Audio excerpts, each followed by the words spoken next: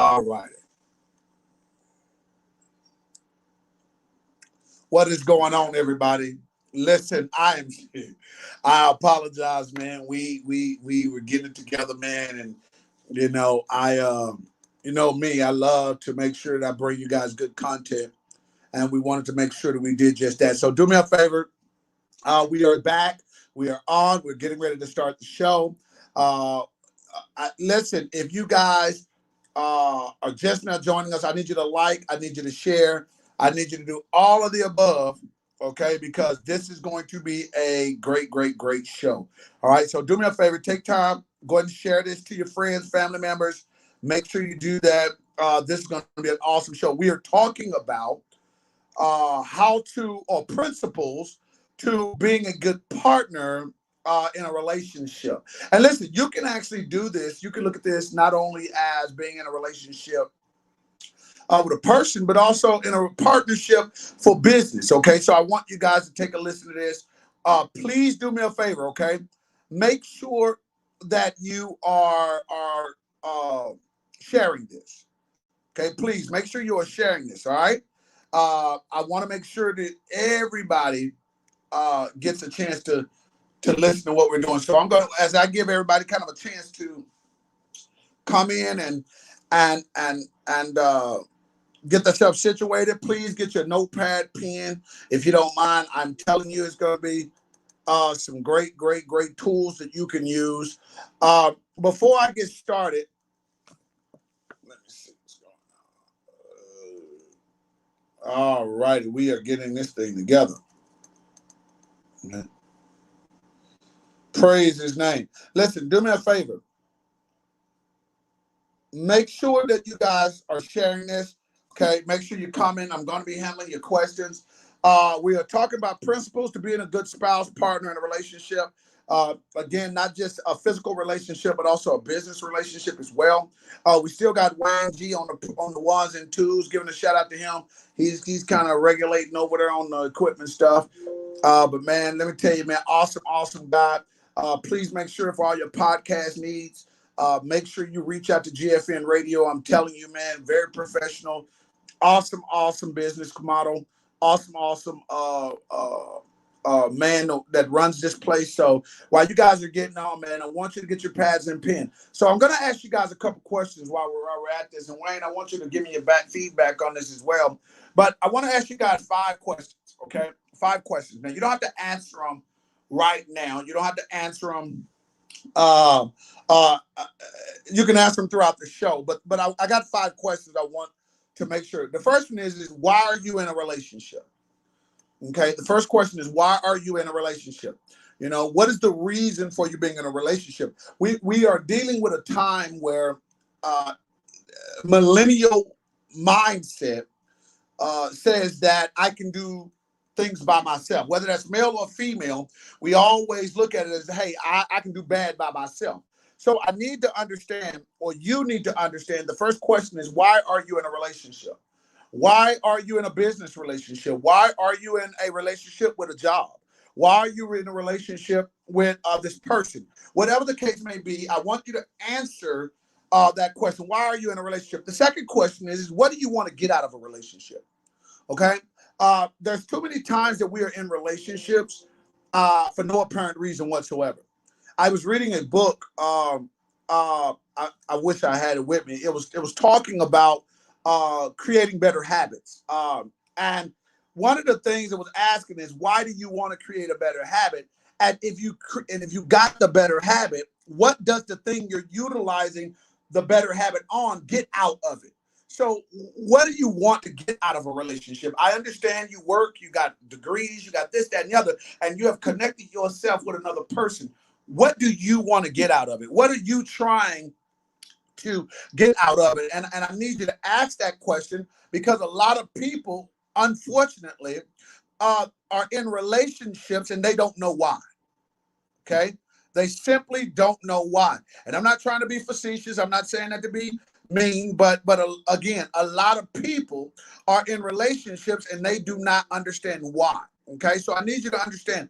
I'm trying to, Miss Rhonda, Miss Annie, I'm trying to get you in. There you go. Okay, cool. All right, cool. Why are we in relationships? We have to answer that question. What do you want to get out of a relationship? Number three, the next question, and all through this, I want you to answer these, okay? And we're gonna have a discussion about this. Why did you choose this person for a relationship partner or for a business partner? These are questions we have to ask, okay? Why did you choose that? What about that person says that I should connect with this person to help build and grow and develop the next 20, 30, 40, 50 years of my life? What about this person? Why did you choose that person? Okay, I'm asking these questions. Those are just coming on. I'm asking these questions because I want you to, we're going to begin to discuss these. The next one is, what value do you bring to the relationship? Okay, what value do you bring to the relationship? I do relationship therapy and relationship counseling on lots and lots and lots of couples. And one of the things that they always battle with is against each other. So I have to stop them for a second. And I say, well, hold on. Why don't y'all stop bashing one another? And I want to talk individually. And I want to know, what value do you think you bring to this relationship? Because what we don't understand is sometimes, people, is that we are the less valued in the relationship. And I don't mean that because we get treated bad. I'm saying we have the less to bring in a relationship. Have you ever been with a person and you are continuously growing, and that person is just staying the same? Well, at that point in time, there's a side of the relationship that is growing. But watch this. If it's growing by itself, then you begin to ask the question, why do I need the other side? Okay, if I'm going to make up for the 50% that you're not providing in the first place, why do I need you? Okay, so you need to be able to assess on an individual level, what value do you bring to the relationship? And we're going to highlight all of these in just a second. The next question, final question is what does it take to get to the value that you believe that you bring in a relationship? If you wanted to partner with me, I had a guy who wanted to get with me, and we were going to do some joint ventures on some things. And we had a real-time conversation. And I asked him, he says, well, this is the value I can bring. I said, well, do you currently possess that value? He says, no. I said, well, what are your steps in getting to becoming the value that wants to connect with what I'm doing? And that's very interesting because a lot of people are not there yet. Unfortunately, we get in relationships with people based on potential more than we do what they actually are doing. Does that make sense? We get into relationships with people that have potential. We value our long-term investment based on the fact that you have the possibility of doing something. Does that make sense? And probably about 80% of those people that I counsel got with their man or got with their woman based on what they probably could become in the future. Watch this, if the current path they were on is escalated or increased. The relationship in most instances is not based on where they are, it's based on where they are on a progress, and then where they are now, and they connected to a progressive scale. Does that make sense? So he may not be a lawyer right now. He may not, or she may not be a lawyer right now. He may not drive I'm not going to say a Ferrari. That's a little bit outlandish, but he doesn't drive an up-to-date 2021 Cadillac, or she doesn't drive a 2021 Escalade, or whatever the case may be. However, based on y'all conversations, based on your time together, based on your dating, then you believe that, oh, okay, she's in school right now. He's in school right now. The degree that he's getting is a business degree. We've talked about their plans. So based on those conversations, then what you're saying is, I'm going to build a relationship based on, and it's going to qualify as a long-term investment. Okay, and as a long-term investment, watch this now, but the investment is only based on what the potential is within the person that I'm building a relationship with. And I think that's a very scary way to deal with a relationship, but unfortunately, that is a common way that we deal with a relationship. We're looking at him now, or we're looking at her now, and we're going to put a long-term investment based on our conversation. And watch this.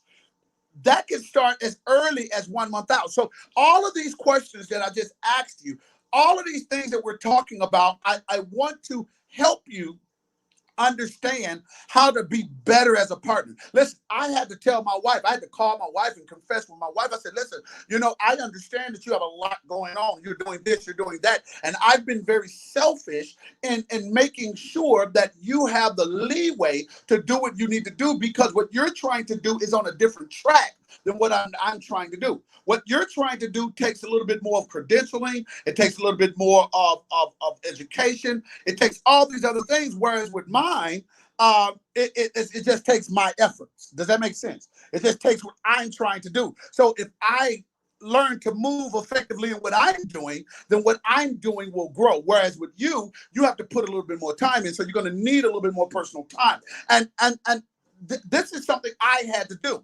So when it comes to being a good spouse or a good partner, and once again, not just in a physical relationship, but also in a business relationship or an employment relationship, we have to ask ourselves these 5 questions. Okay. Now, I'm not giving you the principles yet, but let's deal with these 5 questions. Why are you in a relationship? Well, there's basically 3 reasons that I have found that a person is in a relationship. And I'm sure there's many more, but these are 3 of the main ones that I found in counseling. The first one is just wanting to be with somebody else. Okay, I know that sounds really bad because I'm sure there's a better term or way to put that, but I'm going to tell you about 60%, maybe even 70% of all relationships are because you don't want to be alone. Okay, you don't want to be by yourself. You're tired, especially as you get up in age, especially when it comes to women.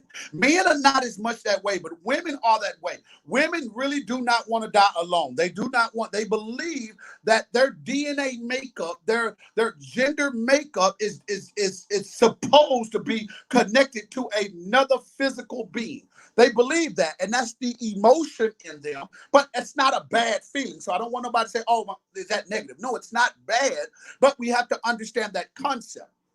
Okay, but the main thing is we have to start understanding why are you in a relationship? Well, if I'm in a relationship because I don't want to be alone, then watch this now. Then there is a gap in reality versus what's going on in your mind or what you are emotionally attached to. Let me explain that.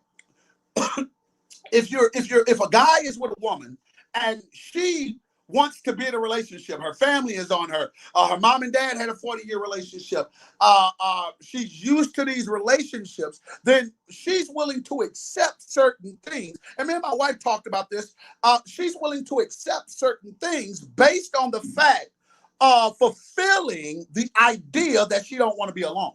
Okay, and that unfortunately that is a principle. That is why certain people, men and women, it's just not women, but it is more often than women because of the emotional standard and foundation that women carry.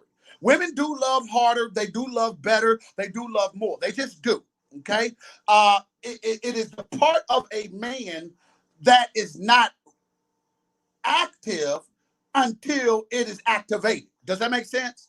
That love, that showing of emotion, it's that thing that's active in a man, but until it's activated, it's dormant. And that's why you got a lot of men they're prideful, they're egotistical, and all those things because they're dealing with things that have not been activated. Does that make sense? Okay, so one reason why a person is in a relationship is because they don't want to be by themselves. The second reason why they're in a relationship is because of security. And this is male or female. Security. Whether you feel secure in knowing that you got a beautiful woman or the woman of your dreams for the rest of your life, and you don't have to worry about being hurt with this person or that person, whatever the case may be, you are connected to this person because they give you security. And that can be security in anything. Okay, let me be very clear with you. Okay, let's make sure we got a good connection in here. All right, it says that my stuff was interrupted. I need to figure out how. All right, But that's security in anything. Does that make sense? You can be secure in a person's finance. You can be secure in a person's bodily presence. You can be secure in a person's intellectual standpoint and foundation. You can be secure in so many things. But some people get in a relationship because they want to be secure. Does that make sense? They want to be secure, and that means a lot to a lot of people. Does that make sense? The third reason why people are in a relationship, watch this now. The third reason why a person is in a relationship, and this is really a good one, because they believe that they can be better with this person. Okay, there is a small percentage of people, and I'm not saying what percentage you are in, but there's a small percentage of people that are in a relationship because truly that person makes them better. And watch it, vice versa, they make the other person better. Okay. Again, three principles. One, because you just don't want to be alone. Number two, because of security. And number three, because you literally make that other person better and they make you better, and y'all are a great team. Okay. I want you to get this. Listen, guys, if you guys have any questions, please hit me up. Hit me up. I am here. Okay. I am here. So that's why a person is in a relationship. Now, what we have to talk about, people, is what do you want to get out of a relationship? Okay. Now, if these are the three reasons, now, once again, I'm not saying these are the only three reasons. Okay. Don't nobody get mad. But if these are the three reasons, let's just go with these three reasons. If these are the three reasons why people are getting in a relationship, and watch this, that also goes to business principles as well. Okay. Some people get in a business because you don't want to do it by yourself. You're tired of doing it on your own. Okay. For real. Some people get in a business relationship because of security. Most of the time, that's financial. And the third one is people get into business because we actually come together to make a better business. We actually do well for each other. The principles that I'm telling you guys, the things that I'm talking about today, guys, use them in whatever capacity you need to use them as it pertains to building and growing and being a good partner in a relationship, regardless of what relationship that is, okay?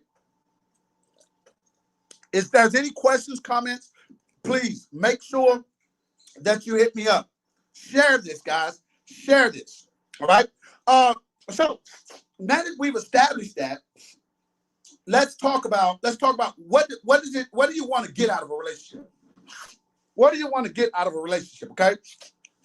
A lot of people. Let me be very clear. A lot of people can't be good partners and be good people in a relationship because they don't know what they want out of a relationship. Are you hearing what I'm saying? They don't know what they want out of a relationship. They don't know what they need out of a relationship. And watch this. You can't talk about what you want out of a relationship until you take care of what you need out of a relationship. And a lot of people, once again, there are two of these concepts that we were talking about as to why people are in a relationship that can be potentially dangerous. And those two is being in a relationship because you just don't want to be alone, and being in a relationship because there's something in that relationship that gives you a sense of security. And that's the only reason. Those can be extremely dangerous. But when you talk about what you want to get out of a relationship, regardless of, once again, whether it's a business, even your job, even being an employee, you should be able to go into a company and ask yourself, what do I want to get out of this relationship with a company? And too often people are not asking these questions. And what's going on is that you're going to places, and when the newness of being there wears off, then guess what? You get frustrated and bored because now you realize that what you got into cannot hold your attention. Okay? It's impossible to be married for 30 years and the person you're married to or the relationship you in, business, employment, personal, whatever, does not hold your attention. It's impossible. So we have to understand, what is it that you want out of a relationship? Be able to tell your partner, be able to tell that person, wait, hold on, this is what I want out of a relationship. That way, if you cannot adhere to this, then we can go ahead about our business instead of waiting 2 years and everybody got their feelings and emotions in it, and now everybody's mad at everybody. And now you got two relationships that have substance, they have value, and if they were properly nurtured, could go to another level. Now they disconnected. What could have been never will be. Does that make sense? So we got to begin to ask, what do you want? Listen, when is the last time you got in a business relationship and you sat down and you honestly looked at the person and said, wait, hold on, what do you want to get out of this? Okay, because I'm about to tell you what I want out of it. That way, if you can't provide or literally do not want to work towards providing what I am trying to get out of this relationship and what I expect from you, then why do we need to go down that road? There's too many relationships right now that are going down roads that you didn't discuss. You understand what I'm saying? There's just way too many relationships that I'm counseling, and I'm sitting here like, well, what did you expect it to be? Well, what did you expect it to be? And these are two totally opposite, different, never discussed situations. And now I'm finding out the real reason why y'all cannot get along is because you didn't discuss the principles and how to get along. You discuss the average principles that society wants you to look at, which is make sure that you marry, make sure that y'all have pretty good credit, y'all get a house, get a dog, have a 2-car garage, get in real big debt, do what you got to do to make sure the kids go through school, be parents at the little what do they do? The little Pop Warner leagues, and make sure your kids go to school and start living your life after the kids go to school. That's the way you were taught for marriage or relationship to be. Just like in business, it looks like, hey, listen, let's get together, let's come up with an idea, let's get to working, and let's grow this big company. But we never talk about the in between. We never talk about the other criteria that it takes. And I'm talking about the criteria outside the criteria. That's outside the criteria. You know, the one that don't nobody talk about. And it's always those hidden things that nobody talks about that always cause the demise of the relationship. So we have to begin to have that conversation. Quit calling yourself, let me say this, okay? Quit calling yourself someone's partner or someone, or being in a relationship with someone, and you truly don't have all the answers to the questions you got. Does that make sense? Okay. I'm trying to help somebody with some relationship game here. Quit if you have a list of questions. I don't care what your mother is saying or what your father is saying. If you have a list of questions and you're telling me that 3 of those out of the 20 questions are answered, then you got 17 questions that are unanswered. Those 17 unanswered questions could be the reason why 5 years from now you have a nervous breakdown because he cheated on you, or she cheated on you, or she would decide to expose that she's gay, or whatever the case may be. So you need to get these questions out. So you have to ask question number 2. What do you want to get out of this relationship? Why are you spending and wasting time in this relationship? What is the gain in this? And it is not selfish. Quit thinking it's selfish just because you want to know the gain. And when I say gain, I mean Gain. I know my southern slang sometimes make people think it's a word that I'm saying that I'm really not saying, so I got to spell it. But what is the gain? I don't care what you say. You should get in a relationship and there should be a gain. Okay? Quit getting in relationships to take you back to when your daddy used to beat you. Quit getting in relationships to take you back to when your mother was an alcoholic. Quit getting in relationships that remind you of places you're trying to stay away from. Okay, if you sit down on the first date and hey, now don't let the dates progress. There is no wait, hold on. Let's get this out of the way. Why do you want to be in a relationship? And if they say, oh, I just want to be friends, that's still a relationship. So listen, let me give you these questions that are required for you to adhere to be my friend. Because if you can't be my friend, you sure can't be my boyfriend, and you cannot get the elevation to marriage. Y'all have to understand that marriage is an elevation. Okay, it's not a point in your life. Marriage is an elevation. It's an increase. The same way you get a promotion at your job and your pay change, your title change, all of that's an increase. We have to start looking at marriage as a step up, as an increase, as another level. Quit looking at marriage and boyfriend and girlfriend as they can hang out and coexist together. No, they can't. No, they can't. All right? I need you to get this. So once again, what do you want to get out of the relationship? You have to ask that. I ask members when they join my church. I ask them, what do you want? What do you want out of this relationship? Don't tell me you want to find Jesus, because you can find Jesus anywhere. You can get acquainted and get a relationship with Jesus by reading the word and doing what the word says. I need to know why you're here at Kingdom Faith. I want to know, why am I your leader? I want to know, why are you willing to submit to the authority of me? I need to know that. What are you trying to get out of this? And you'd be surprised how many people walk out of my office because they can't answer. And I escort them out the door, not because I don't want them to be a part of my ministry, but I don't want you to be a part of my ministry and you don't know why. So why is it that we have relationships and people want to be parts of relationships, but you don't know why? We come up with the usual suspects. The usual suspects is, oh, because he treats me nice. But he might treat her nice too. I'm just saying. Oh, she look good. She's educated. She's beautiful. Let me tell y'all something. Those are not requirements for a relationship. I know people are going to get mad at me. Those are not requirements for, listen, beauty is not a requirement for a relationship. Okay? Education is not a requirement for a relationship. You want to know why? Because I know a lot of people that did not graduate college but been married for 50 years. Okay? We got to start observing the true principles and the true components that make a good relationship. Because we can be married, but if we ain't got no relationship, then what do we give our kids? Absolutely nothing. We gave them the best way to put on the front. We did. Okay? The next thing is you need to be able to ask the question, why did you choose this person for a relationship partner? If you get on the job, why did you choose to go work at McDonald's? I get on children all the time, and I call them children because I know they're 18 or whatever, and you're supposed to be grown, but let me be very clear with you. I'm 43 years of age. Anything below 30 years of age, guess what? I'm probably going to call you son or daughter. Just throwing that out there.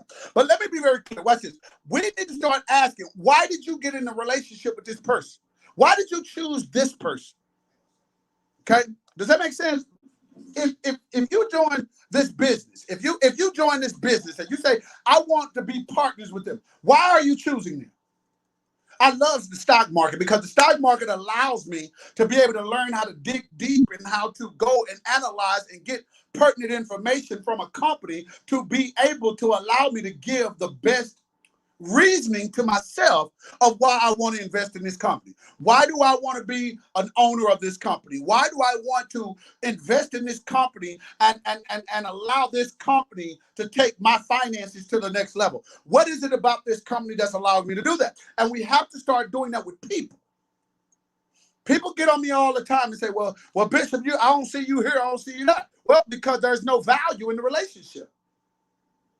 There's no value. If I can't tell you why I'm choosing this person to have a relationship with, then I don't want to be in a relationship with you. So it doesn't behoove me to be able to go and be in relationships or build relationships with people that don't bring any value to the table. Even with my wife. My wife is significantly younger than me. However, my wife is also significantly smarter than me. So if somebody asks me, well, what does she bring? Why did you choose her? Because she's more intelligent than me. She makes better decisions than me. She is more calmer than me. She's more patient when it comes to finances and growth and development. She's better than that in me. That's value. It ain't got nothing to do with how cute she is. It ain't got nothing to do with who her parents is. It has nothing to do with what type of car she drives. It has nothing to do with that. We have to start asking the question, why did I choose you to be with in the first place? Why did I choose you to be a partner with in the first place? Why did I choose you to come work for in the first place? Why don't we operate as if we have the right to ask the same questions as the folks interviewing us? When did we lose that power? When did we, what transition in your life? Is it bills? Is it the fact that we got caught in an economic rat race? Is it because of people say inflation? Is it because of what are they saying? We are in a recession? How is it that other people in various types of businesses and relationships personally and employment, they are recession proof, but we're not? Okay, it's a different mindset. It's a different way of understanding and dealing with things. Some people are bolder, and a lot of Christians are quick to say, well, he did not give, the Bible says that God did not give us a spirit of fear, but you're acting scared if you allow someone to operate in a relationship with you and you cannot answer the question why. That's fear. That's fear. That is fear. Okay, and if you want to develop on big, you want to be a good spouse or you want to be a good partner in a relationship, you need to start at the beginning. You need to start developing these systems, these strategies at the beginning. All right, you need to start asking these questions at the beginning. You need to start listen. My wife will tell you in a minute. My wife looked at my social security number. She knew my social security by heart after a week of knowing me. My biggest question to her was, how did you get my social security? I mean, I didn't even know your number that good. But when someone wants to find out what you bring to the table, they will use whatever resources they can, because if you're going to be, and we have to get to this way of thinking, people, especially if you are in a relationship or you are married, you have to get to an understanding that you are interviewing this person that says they want to be with you. When someone tells you, I want to be with you, I want to be your man, I want to be your woman, I want to be your business partner, I want you to come work for me, then the interview process not only starts on their end, but it also starts on mine. I want to look at the background of the company. I want to know if you're a sustainable company. I want to know if you're a minority-induced company. I want to know if you're a company that is more employee-oriented, are you customer-oriented, or are you self-oriented? I need to know whatever it is I need to know in order to make a good decision of why I need to be in a relationship with you. You understand what I'm saying? And a lot of times we don't take the time to do that. We allow people to interview us, but we don't want to interview them. And then we wonder why we get the bad end of the relationship, because they know how to win us over to get stuff done for them, but we don't know how to win them over to get stuff done for us. And it becomes an unbalanced relationship, and nobody wants to be in unbalance. Everybody, if you ask women or mothers around the world, they will say, I want a 50-50 relationship. Even though that is not feasible by a long shot, it's still psychologically understood that they want a 50-50 relationship. Does that make sense? Okay, so at the end of the day, you got to start asking, why did I choose you? Don't act like you're the weak person on the pole. Just because you didn't graduate college, or you don't have this, that, and the other, you don't have credentials, does not mean that you don't have something that needs to be at the table. But I'm not going to tell you that, and this is what I have to tell some of my clients.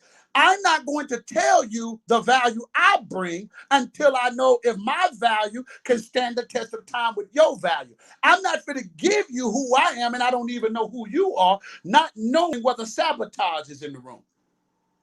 So I'm cool. The last job interview I went on, and I'm not trying to boast, but I'm going to tell you how I learned to be an entrepreneur. And I treat entrepreneurship just like I do relationship.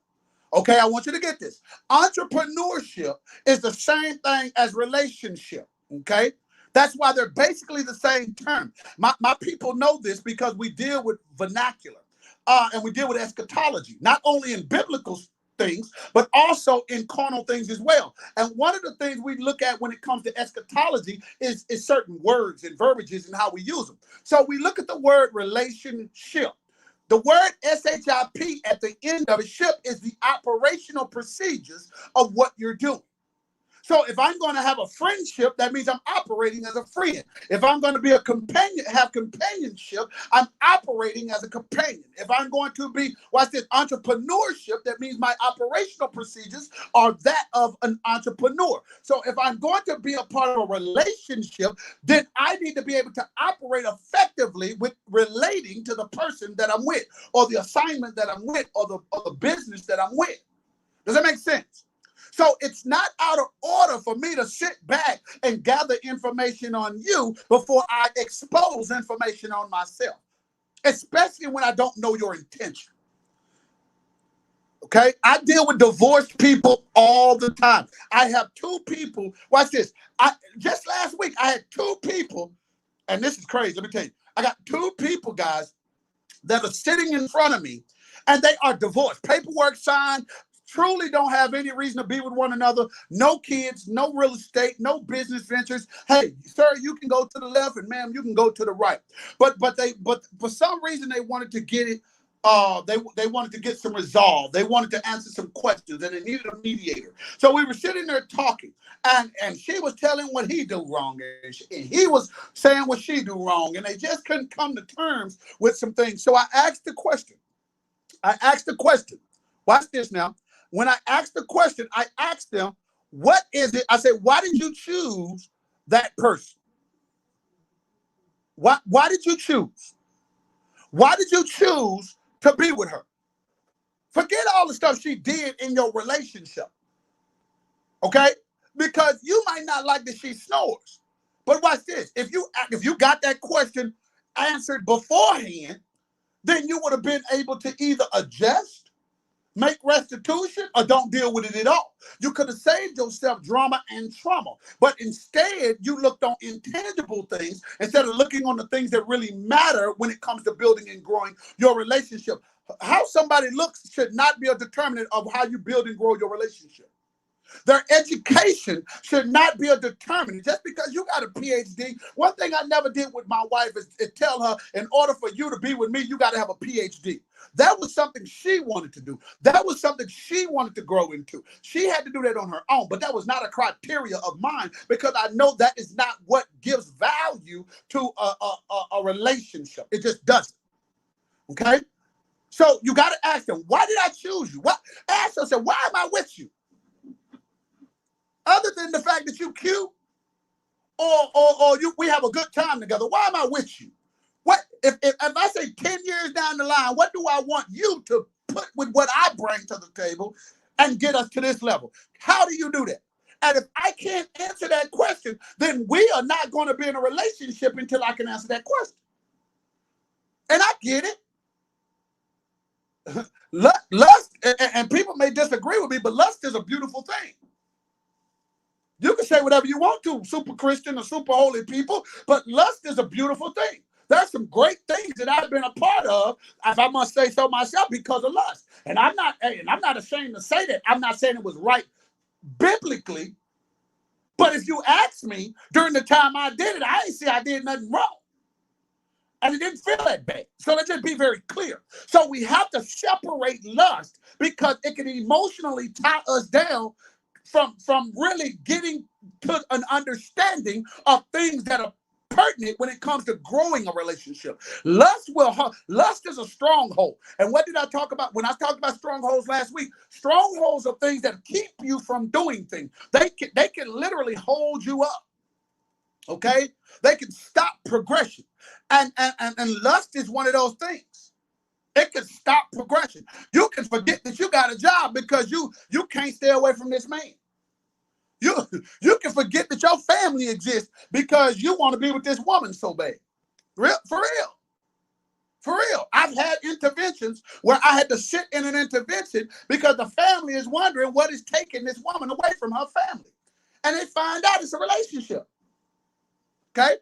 So we got to be able to do that. The next thing is, what value do you bring? Okay? Listen, let me tell you something. I sit down with people all the time, and they keep telling me, well, he don't do this, and he don't do that, or she don't do this, and she don't do that, and blah, blah, blah, blah, blah. So I have to stop them, and I have to ask them, well, forget all of that. What do you bring to the table? Okay? If you know you have a highly educated woman or a highly educated man, but yet you barely graduated high school, and I'm not, once again, I still rely on the fact that education is not a determinant for a relationship. However, you have to understand psychologically what that does to a person. My wife used to tell me this all the time, and y'all know I'll expose me all the time. My wife used to tell me all the time, it's so difficult being with somebody as educated as you. Because now when we have a conversation, I feel like I'm proving how smart I am to you just to make sure that we have a great conversation. When in reality, I had to go back and tell my wife, listen, I get an education because of your intellect.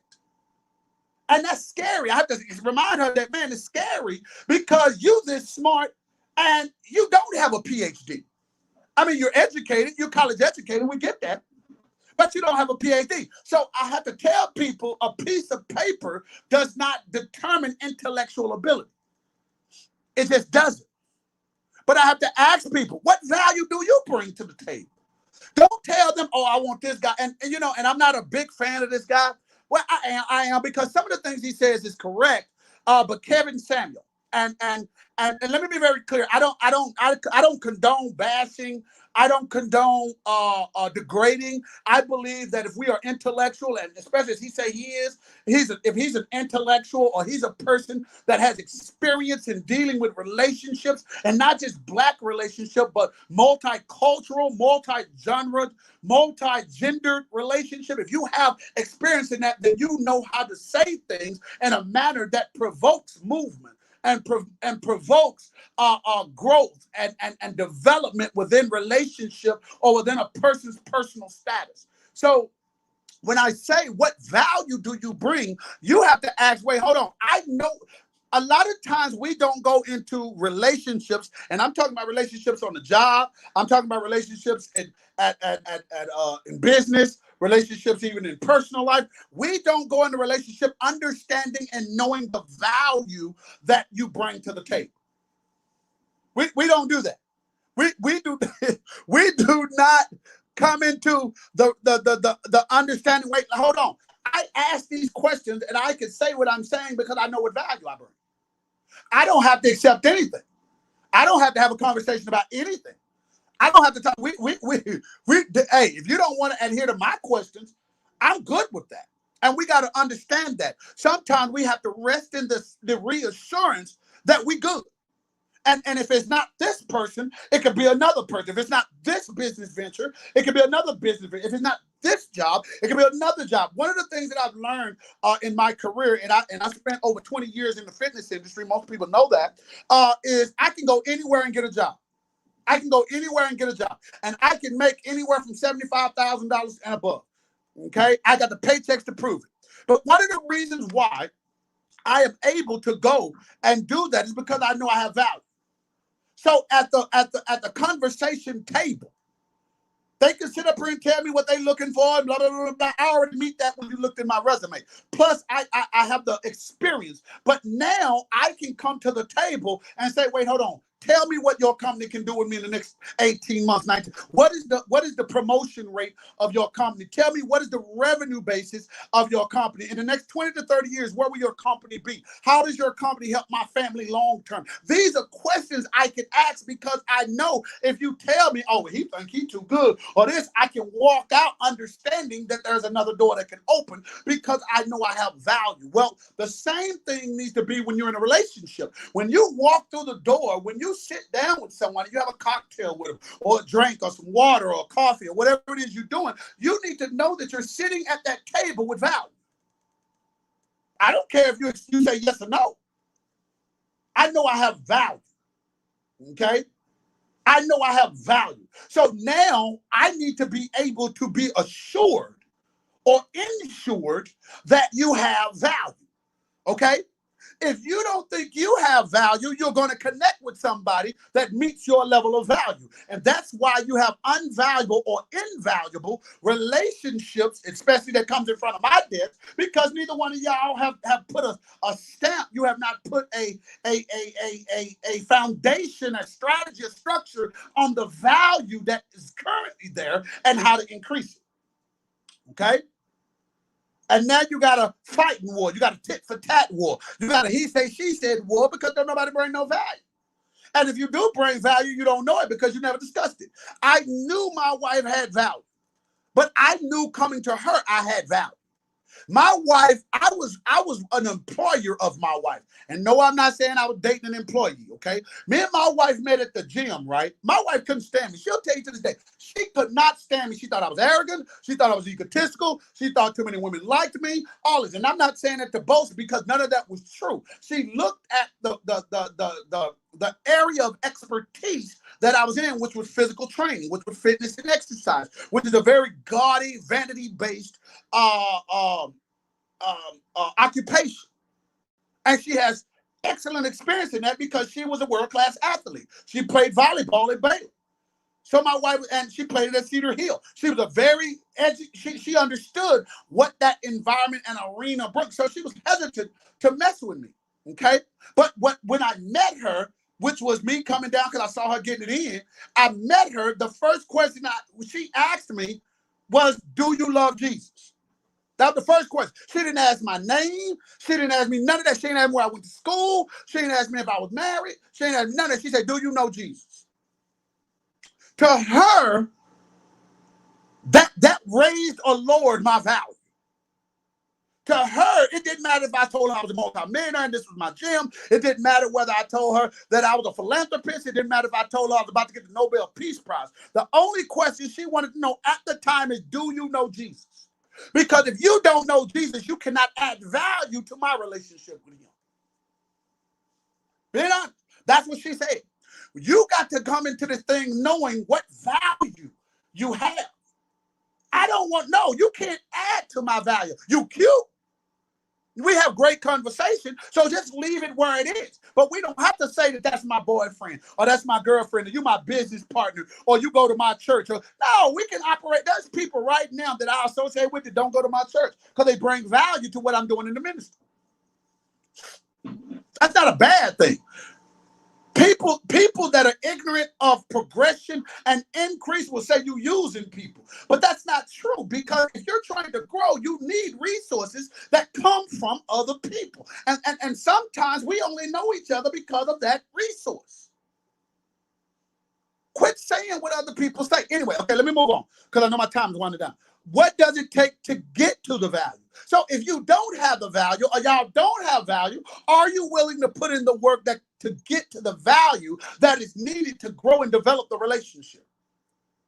Are you willing to do that? If you're saying educationally, I don't have value on that end, are you willing to put the work in to get the education? My wife said, listen, I got a very intelligent, educated husband, and I don't want to, listen, and she may have said this, may not, I might be putting words in her mouth, but me knowing her, I know she came up to the realization is that, hey, listen, I'm going to use my husband as a motivator.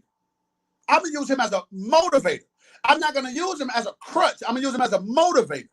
So now I'm going to get to public office. I'm going to get to the lawyer stage because, watch this, I have another intellectual in the house. So now she was willing to do whatever it took to get to her value status, to raise her value. And a lot of people are not willing to do what it takes to raise your value, which is what leads me into my 5 principles of being a great spouse or being a great business person, business partner, or whatever have you. Now, before I do this, does anybody have any questions? Anybody have any questions? I'm with it, okay? At the lens person will go to find out who you are. Well, no, unfortunately, Jay, I won't be. I'm not surprised at all, because I believe that you should do a background check on this person you with. It's too many crazy people out here. You know what I'm saying? I get tired of having these counseling sessions and everybody that come in. I'm like, man, you didn't know he was crazy. You didn't know she was off the charts. How not? I found it out in 30 minutes. Y'all been together 5 years, got 2 kids, and you just now finding this out. Come on, man. So I believe that we need to do a background check. We need to do a Morris-Briggs test. For those that don't know what a Morris, I'm sure it's something called now. I'm used to the Morris-Briggs test, but it's a personality test. How do you know if y'all personality match? You don't. If a job interview does these things to see if you meet the requirements to be on the job, why is it that you don't follow suit to see if a person meets the qualifications to be your spouse or to be in a relationship with you or to be your business partner? If you want to be a business partner with me, you got to take a personality test. And I'm going to do a background check because I have children. I deal with children. And just because you are a great guy don't mean you don't have a past with children. I'm not saying you're not reformed, but we're going to have that discussion. I'm not going to wait to see how this turned out before we have a discussion. Does that make sense?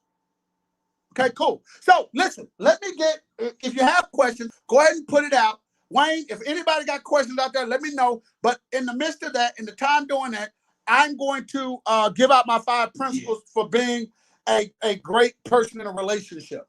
Okay? Go ahead, bro. So the first thing is, the first principle in being a great person, spouse, or whatever in a relationship is, first you got to be a great person. Listen, let me say this. Why in the world do a lot of people get in relationships with people that were not good people, even to their family? One of the things my wife used, and I use me and my wife a lot, one of the things my wife used as a measuring stick on who I was going to be was my parents and how I treat them, how I treat my children. Because I have children that are not with my wife, because I have an ex-wife. You understand what I'm saying? So she judged how I would be with her based on how I treat other people. You have to be a good person in order to be a good spouse or boyfriend or girlfriend or business partner or employee. You have to have good morals and ethics. Let me ask people this question. What is your measuring tool of a good person? How do you determine that the person you with is not crazy? And not only if they're not crazy, that they won't be crazy on you. What is your measuring stick? I want you guys to text me that. I want you to comment on that. What is your measuring stick for this person for not going nuts on you? Okay? I call it the pop-up.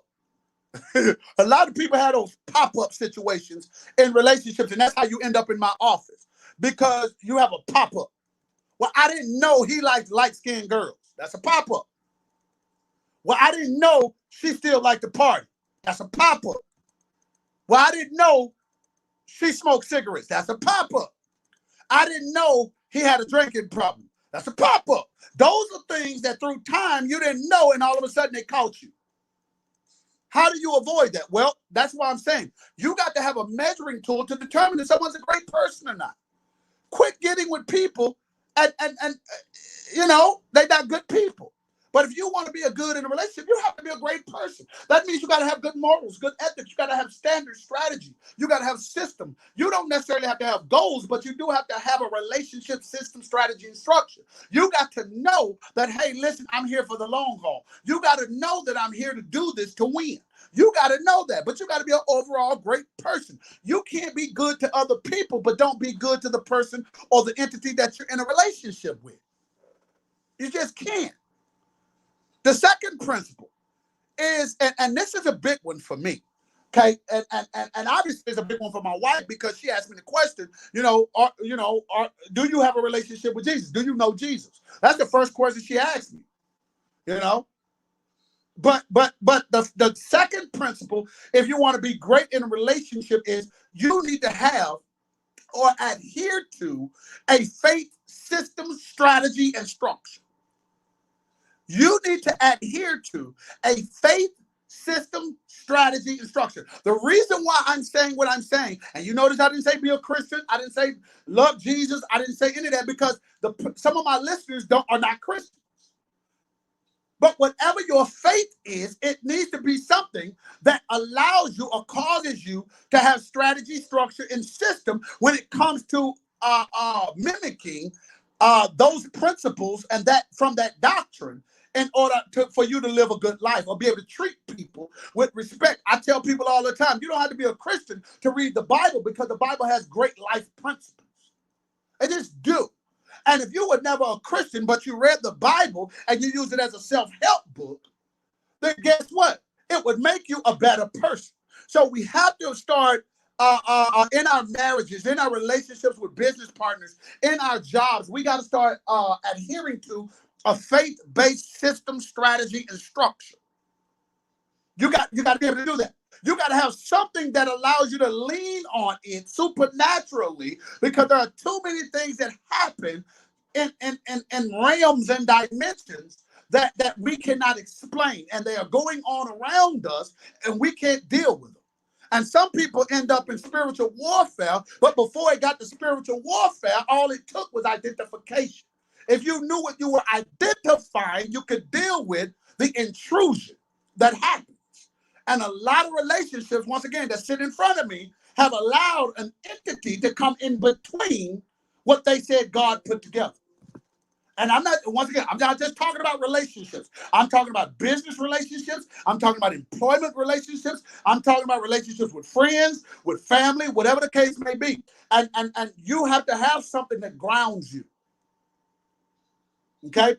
When the Bible says, on this rock I will build my church, what he was saying is from the foundation of the principles, strategy, and system, this is going to be the beginning of how the church structure is to be organized and orchestrated. That's what he was telling Peter. Okay, that's what Christ was telling Peter. So he let me know that, wait, hold on. If you're going to build anything that will please God, it has to be dealt with from a doctrinal structure of faith, system, strategy, and structure. It has to. Even relationship. There got to be things that you don't do because it's against your faith. There got to be ways you don't talk because it's against your faith. And that needs to be built into your morals and your ethics. If you want to be a person that's good in a relationship, if you want to be able to be bring value to the table, okay? Again, number one, 5 principles of being a great person in a relationship. Number one, being a great person, overall good person. The second thing, have a faith system, strategy, or structure. The third thing is experience life already. Oh my God, this is huge. This is crazy. Because I get tired of 20-year-olds acting like they're 40. Let me be very clear with you. Okay? I don't know who or what who authorized society to let a 16-year-old feel like they 25 or think that or operate like they 25. When I was growing up, you were 16, you were 16. You had no say-so. You couldn't go nowhere. You lucky if you had a job. If your family was poor enough, like mine was, you had to go get a job. So you worked at McDonald's, but you worked at McDonald's, watch this now, to get some of the things you needed and to help pay some stuff. You wasn't on no, even if they had YouTube, your mama wasn't finna let you on it. You understand what I'm saying? That's some new stuff. But too many people are in relationships and you have not even experienced life. You trying to bind yourself with somebody and get yourself and cooped all up, and you ain't even, man, you ain't even experienced life. You ain't even failed at nothing yet. Quit allowing lust to pull you into something that you got a lifetime to explore. You want to be a good person? Get it out. Listen. Get it out of your system. I get tired of people in front of me, and I'm sorry, I hope some of my clients ain't looking at me like, I hope you ain't talking about me.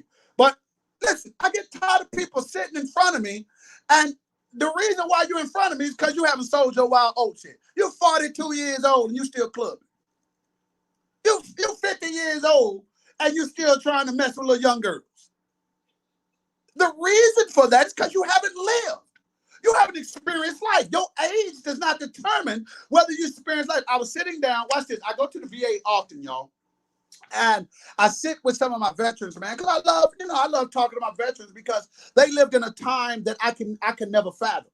And I'm interested in history. I love war movies. I love American history. I do. I love military history. And it was a guy, he was 96 years old. His name was Ben Hammond, I think. And Benjamin Hammond, he'd get mad if he had called him Ben. But he was 82 years old. This was a couple years back. And I asked him, I said, man, it's crazy, man. You know, somebody at your age, man, you done been through it all. And guess what he told me? He said, I didn't start living until I was 65 years old. He said, I was 65 years old and thought I was still supposed to be drinking, smoking weed, and being at the club.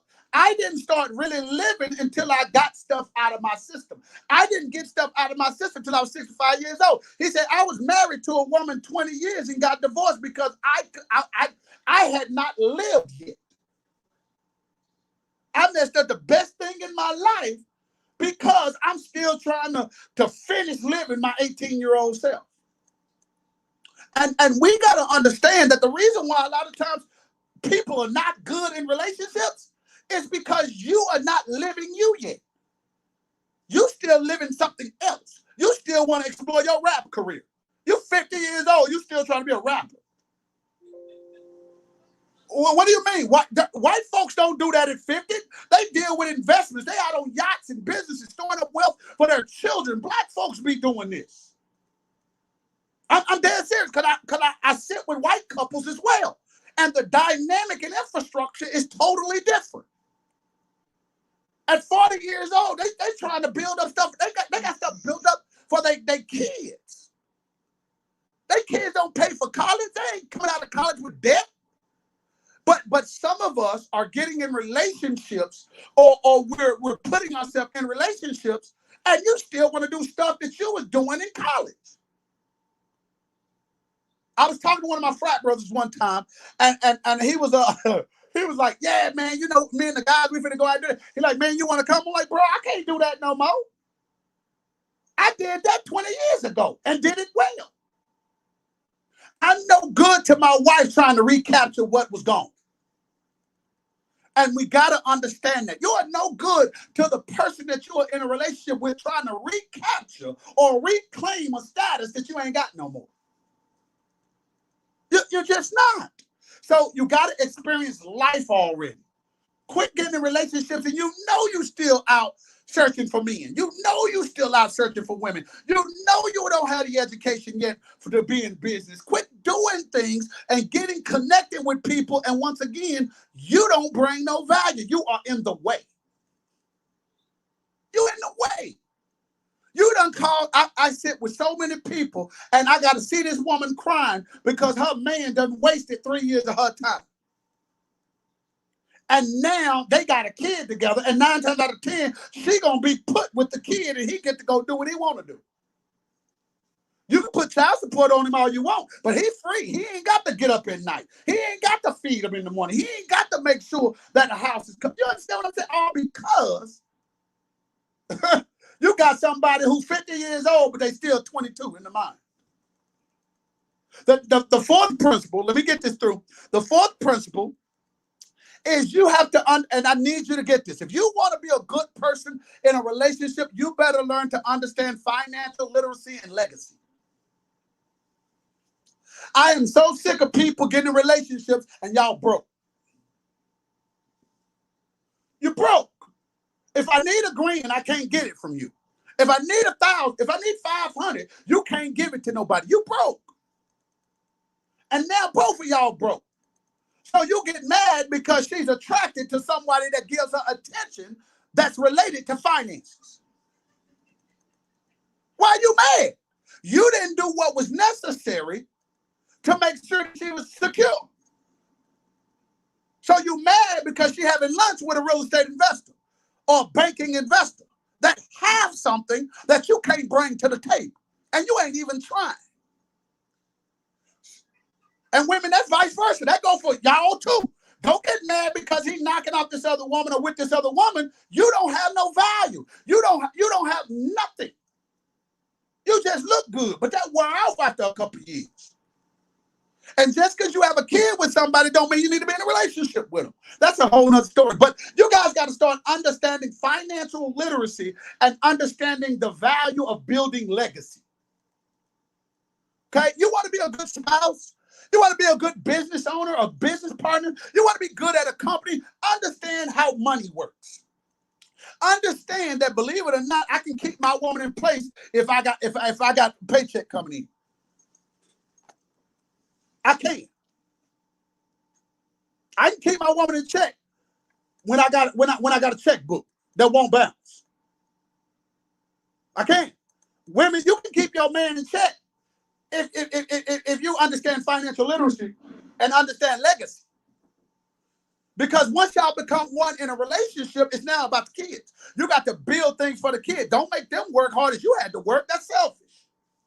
But we have to start understanding, and I'm talking about black folks. We got to start understanding financial literacy and how to produce legacy. When's the last time you had a discussion with your family about insurance policies? That's how white people build legacy. Do you understand? If I got 4 to 5 kids and I got $1 million policy, each one of my kids get $250. If something happens to me, each one of my children get $250. And if you got an insurance policy and something happened to me, my wife gets $750,000. How do you think? You got to start thinking about legacy. You got to start thinking about finance, and you got to do it for the person that you're with. Don't wait for them to bring it to you. Hey, this is what I bring to the table. This is part of that value system that we're talking about. Talk to me about your financial strategy. Talk to me about how you're going to get yourself to the next level. Because I have that because I'm asking you to tell me. And the last thing, and this is probably the most important thing, and I'm going to end it on this, but this is the most important thing. I need everybody to go to John 3:16. And I want to talk to you about this real quickly. And I don't care. Listen, let me say this. Don't get self-righteous on me. And he talking about the Bible. Man, shut up. Listen, I need you to go to John 3:16. I need you to do it right now because there's something you missed. And I don't care if you're a Buddhist. I don't care if you're Muslim. I don't care who you are. I need you to go look at this verbiage. I need you to check this out. And you'll understand what I'm saying. So please go to John chapter 3, verse 16. Okay, some of y'all think you know it already by heart, but I'm gonna help you with something. Okay, I'm gonna help you with something. All right. So John 3:16. This is what it says. This is my fifth principle. Okay, my fifth principle. If you can get this principle, you will be a great part. This more than the other four. If you can get this principle, okay, more than the other four. You will be the best partner. You will be the best at a relationship. You will be the best when it comes to dealing with people. And watch this. You will have peace and joy in your life. Listen to what I'm saying to you. Listen. John 3:16, it says, for God so loved the world that he gave his only begotten son, that whosoever believed in him should not perish but have everlasting life. Now, Christians, this will resonate to you. I get it. But let me tell you how this principle is universal. God is so smart and he's brilliant because he knows that this principle could be applied and used regardless to the religion that you claim. The Bible says, for God so loved the world. I want you, watch this, the fifth principle is learn the word so. Understand how to operate in so. Somebody is lost. I got you. Check this out. Learn to operate in the word so. So, Dr. Mays, what is the word so? The word so is an adjective for who God is and what he did in order to love you better than he used to. In other words, the word so is an extra level. The word so is an increase in one's ability, in this case, God's ability to transition from where he was and how he felt about you to where he needs to be in order to feel a certain way, in order to get you to a place that parallels both of y'all's destiny. Does that make sense? When you start operating in the word so, it's not about you no more. When you start operating in the word so, that means that you're saying what you can do to make somebody else better. When you say so, you're taking it to another level. You're elevating your thinking process. You're elevating who you are. You're elevating the level of love. In God's case, he elevated the level of love that it takes in order for him to give his only begotten son in order that we be back connected with him.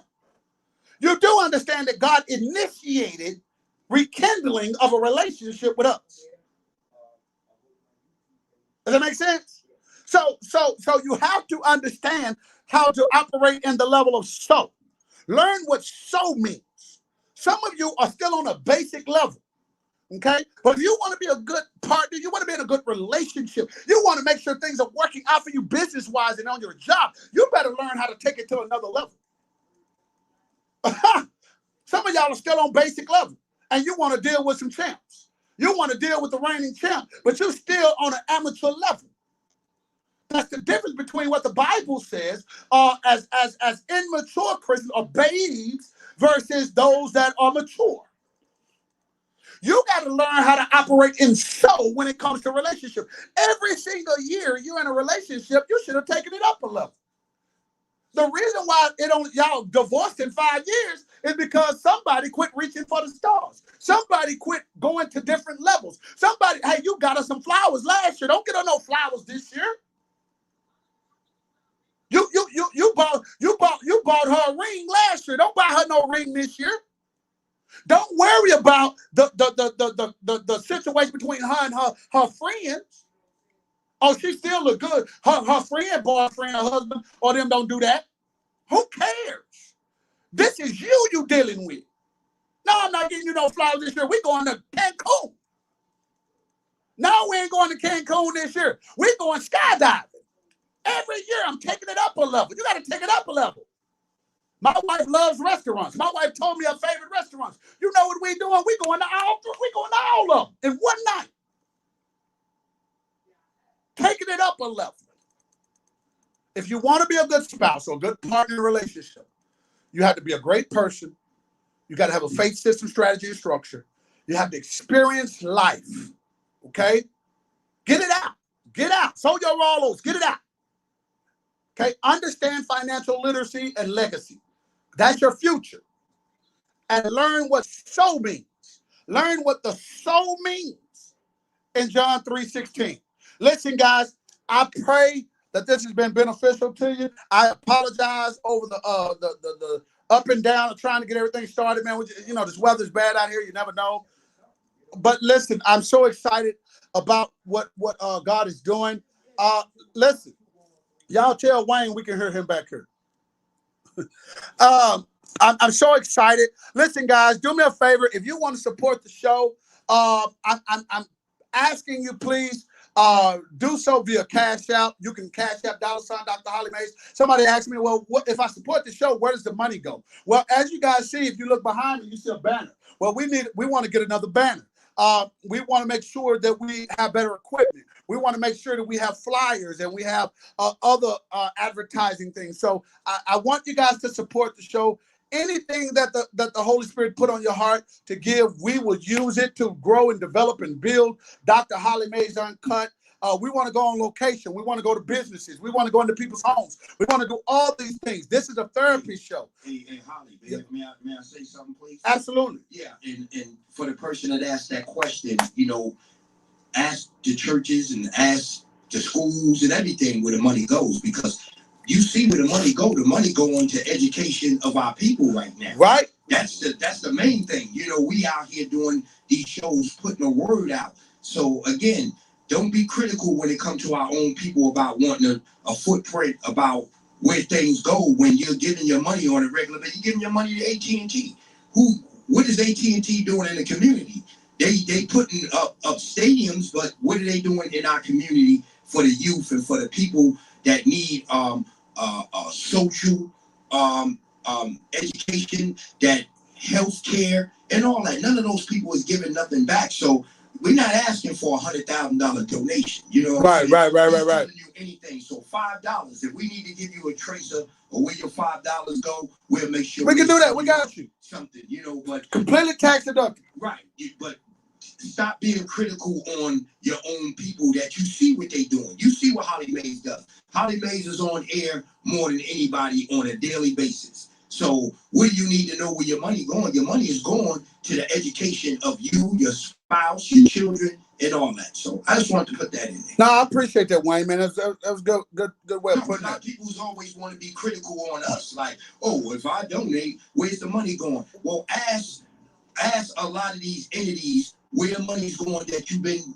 paying bills. Your bills should be able to reconstruct something back into your community. Right. You know, when you're going to the Iranian store and buying a pack of cigarettes, where's the money going? So it's not coming back. So I'm glad you said that, Wayne, because next week's show, we're going to deal with financial literacy. And we're going to really deal with the psychological effect of understanding finance. Right. And a lot of people don't understand that understanding finances will take a toll on the reality that you live in. Right. It really does. So I'm glad you said that, Wayne.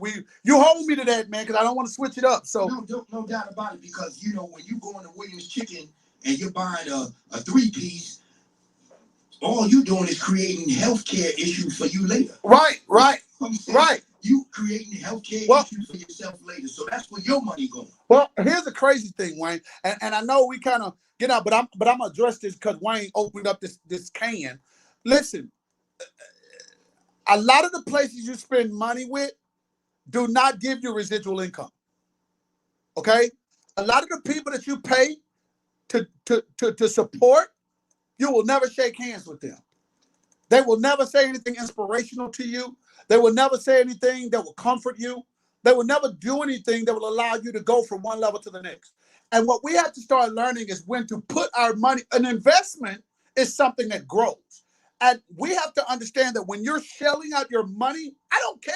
Listen, let me say this, Wayne. Golly, man, I'm trying to see. This is what you did, Wayne. Yeah, but I mean, for the education of the people, we can extend more minutes because they need to hear that. Because when the person asks you that, right, they already see your leg of work on a daily basis. Right. You just put some powerful words out there. It's just like if you're going and you walking down the street in New York City and you see a guy with a guitar and he's playing and you see the talent and you want to throw $10 in the bucket.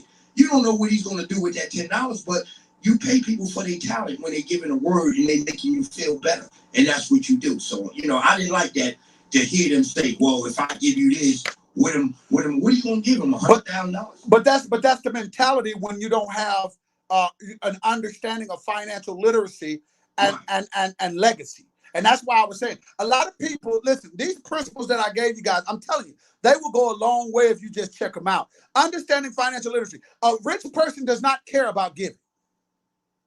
I'm telling you, I know several millionaires. They do not care. It's a matter of what they're going to give to and how can what they give build it and grow it. Hey, Bill Gates donates money to black colleges. HBCU. But that doesn't mean he really loves black people. Well, no, it don't. But what it does mean is that he wants to give to something that's going to grow. Right. And I'm sure he's getting something on the back end, like a write-off or something like that. But you understand the principle. So listen, we got to get out of the mindset that giving is a sin. We got to quit that. We got to quit that. I've been more blessed from giving to people that don't owe me anything than actually giving to people that owe me something.